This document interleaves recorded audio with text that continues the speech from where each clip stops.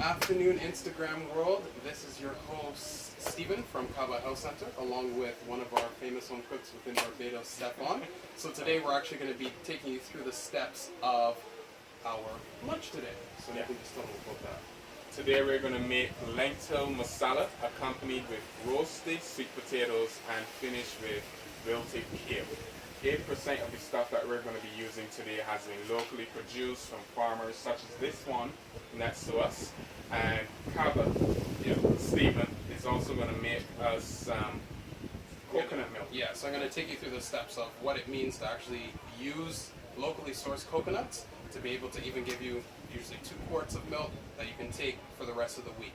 Because obviously we've been seeing some of these more famous companies that produce these milks tend to be mixing and mingling some of the cow's milk in there. So that means that we need to take our health and our wellness into our own hands. Stay tuned.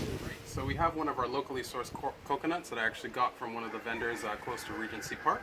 So I'm actually going to take you through how to actually get coconut milk. So you have to actually crack it open, split it. Once you actually split it, you essentially have all of the hard jelly that's on the inside. Super nutritious, has all of your amino acids and a couple of B vitamins as well. So you can use the grounds, crack it a little bit more. You take the pieces, obviously leaving the hard shell on the outside. And any of the harder pieces that you have here, you can actually take a knife and push it in between the actual hard jelly and the shell itself, and you see how everything just comes out. Alright, so we're on to the next step of dealing with our coconut to get it to coconut milk. So I would have just washed off the coconut pieces in the sink, and now we are actually going to blend until we can get it into almost like a fine pef state, and we are going to strain it after. Alright, awesome. So, as you can see, it's in kind of like this light state where you get all of the little pieces from the extra piece of coconut, the brown part that is actually connected to the hard shell. Pour it off into the actual cheesecloth itself, right? So you're just going to see it, you're going to see all of the milk at the bottom, and all you have to do is now start to just squeeze, and the rest will come out. And with the rest of the coconut, we're just going to repeat this process until we get the desired amount. And as you can see, super clean, and you know exactly what's in it. Alright, so we're on to our first steps of preparing our meal.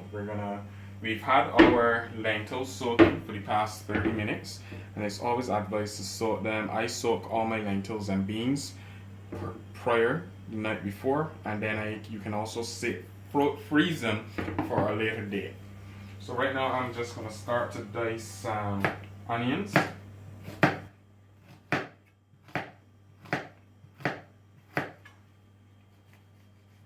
So this is for our lentil masala. So right now we have our garlic and onion prepped for our lentil masala. Right now we're going to go on to the potatoes. So our sweet potatoes are ready to go into the oven. I'm just going to put some salt on them, sea salt, so you can find those in the oven. So potatoes go in the oven.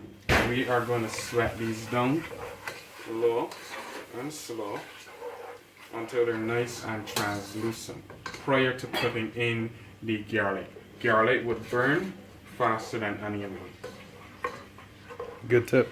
And to add our spices. So I've created a well right in the middle of the saucepan where I'll add our spices. Raise the heat up to medium, and then I'll just add garam masala,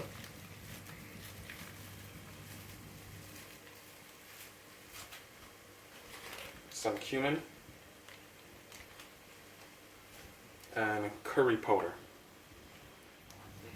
And then we just blend this in and toast this with the onions and we have toasted our spices just to cut them off a bit, and now we're going to add our pre-soaked lentils. Strain. I'm going to turn the heat back up and just add this straight to the saucepan and slowly stir everything together.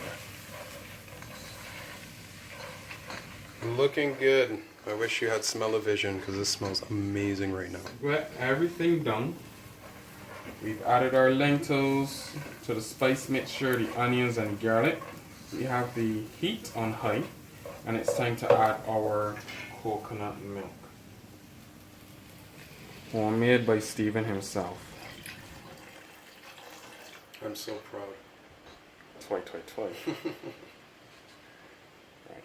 So we'll just cut this down and show you the end result of this. We've also added some salt. Add salt to your liking. Add salt throughout the cooking process. Feel free to taste as time goes by, so that you know that it's to your liking. So our sweet potatoes are done. Sweet potatoes would generally cook faster than regular English potatoes. I believe it's from the sugar content in the sweet potato. Correct me if I'm wrong. We have our lentils on. They're cooking beautifully. And we will just place our sweet potatoes back in the oven. Keep the oven very, very low. And just keep those warm. We're going to move on to some Oriental flat leaf kale that we source locally. Alright, so we are going to prep the kale that we got from Cheapside Market. I call this flat leaf kale. And usually persons would be familiar with the curly kale that you can get in supermarkets and also from vendors. So I won't use the stalks. What I want to keep these for are for any stir fries I might do later in the week.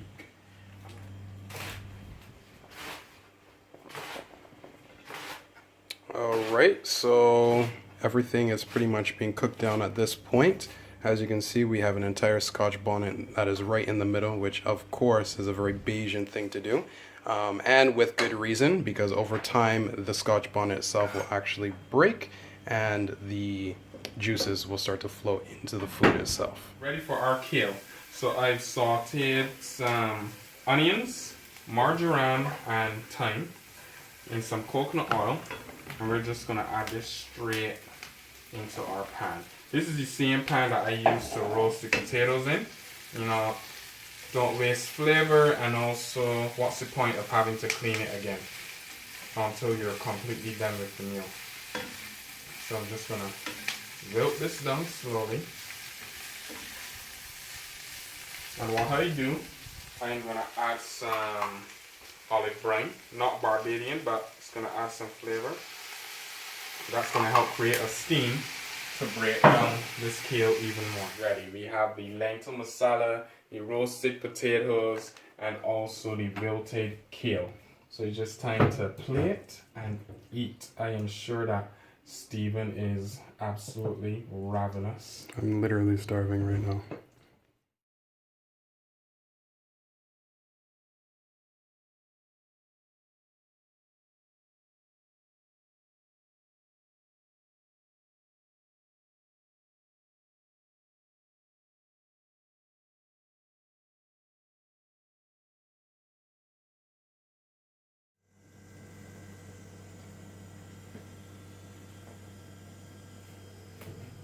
Finish it with some fresh chives.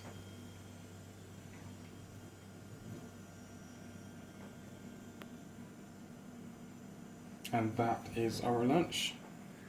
All right. Eating, and I am like super excited right now. Obviously, I have found that it is super important to actually eat outdoors because it changes your entire persona and you actually enjoy the food a lot more. Get out of your AC, get out of your room with your eating, go and socialize and go and talk to people. It's the best way to enjoy your meal. This has been Stephen from Kaba. All right, and Stefano Giovanni. Have a good day, everybody. Thanks for joining us.